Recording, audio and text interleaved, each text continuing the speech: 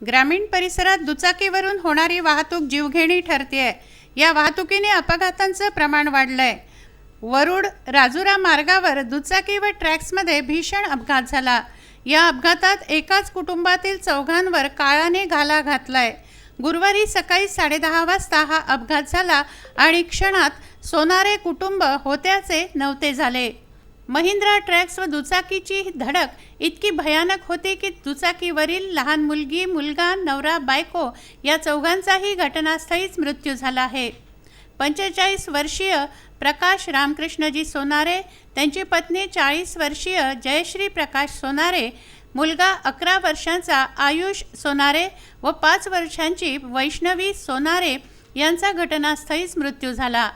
सोनारे कुटुंबीय वरुड तालुक्यातील मालखेड येथील रहिवासी आहेत।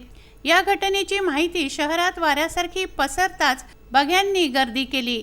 घटनास्थळावर वरुड पोलीस दाखल झाले असून त्यांनी परिस्थितीवर नियंत्रण मिळवलं। मृतदेह ग्रामीण रुग्णालय वरुड येथे पोस्टमॉर्टमसाठी पाठवण्यात आले आहेत। या घटनेचा पुढील तपास ठाणेदार मगन वणा मेहते यांच्या मार्गदर्शनात वरुड पोलीस करत आहेत। विदर्भ न्यूजसाठी वरुडहून निलेश लोणकर यांचा हा वृत्तांत।